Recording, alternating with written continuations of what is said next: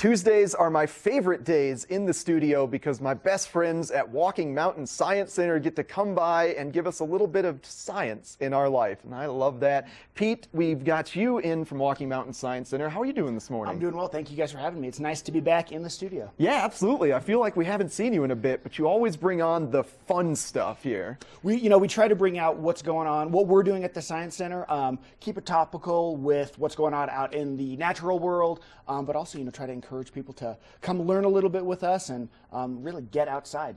It's winter, it's cold, a lot of people are on the mountain.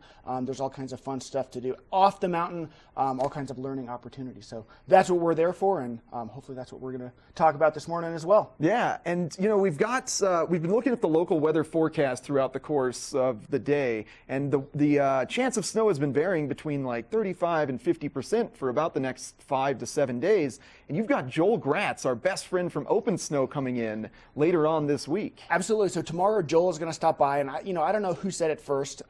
2 ways to predict the weather in Colorado or out in the mountains in Colorado. One is look out your window. The other is open snow. Check out what's going on. And Joel's going to come and he's going to talk about what it's like to forecast snow. We always have our fingers crossed looking for that big dump. Joel's going to come out and kind of give us the science behind the big systems that, you're talking about right now that we don't know exactly if it's going to hit us. Joel's going to come out and talk about what they look at, what he's looking at as far as all those models go. He synthesizes multiple models, from across universities and different weather modeling systems, come out to tell us, how that is going to affect us in our very, kind of hyper-local environments, Vail, Beaver Creek, I-70 corridor, really learn what it takes, what we're going to be looking for when we're looking at those systems, what those need to hit us. That'll be really intriguing. It's going to be awesome. Joel is an amazing guy. He knows snow forecasting like nobody else. I would even say in the country. He is, I would say, the preeminent snow forecaster, not just for Colorado, but he knows what he's doing. And it's going to be a lot of fun. Well, I can't wait to hear that talk and just hear more about the forecasting. But you brought some snow for us here, contained in this little baggie. Let's get into that. I've got some magic snow, and just to kind of give you a test. So snow needs a few things to form, and I'm going to put some of my little magic powder in this. So snow is made of what? Magic. Okay. That's moisture. Moisture, exactly right. So we've got a little moisture. It also needs oxygen. Yeah. It needs air. A lot of our snow here in the mountains is very, very light. It's got that champagne powder that we're famous for. So a little bit of moisture. I'm going to ask you to, give this a little air. Can you blow in that for me?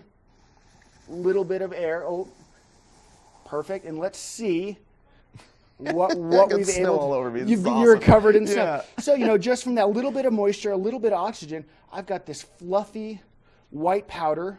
Other parts of the country, 10 to 20% moisture content. Here out in the mountains, averages about 5 to 7%. That's what gives us that light blower pow. So the higher the oxygen level, the lower the moisture level, the lighter the snow. Exactly, and that, really up high, we know it's dry.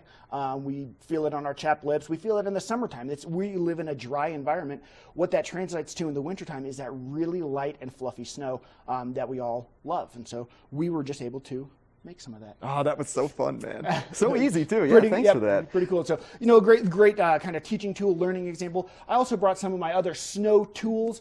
We're going out over the next couple days with our new interns to learn about avalanche danger. And, we're going to be using our snow saws to cut blocks out. We're going to be looking at those layers. Hopefully, with these storms we've got coming in, we'll get a few more inches down that we can look at those layers of different snows. We're going to be looking at the slopes. I've got a slope meter. Well, thanks for coming in, man. I want to get more into this, but we gotta move on to Mark. But I just want everybody to know, Walking Mountain not only has great events, but it's also a place you can bring your kids to learn more about local science around us, snow science. Thanks for coming on, Pete. Have a great rest of your day, and I'll see you on Wednesday with Joel. Absolutely, my pleasure. Thanks for having me in. All right, and coming up next, we've got Mark live from Beaver Creek. Snow.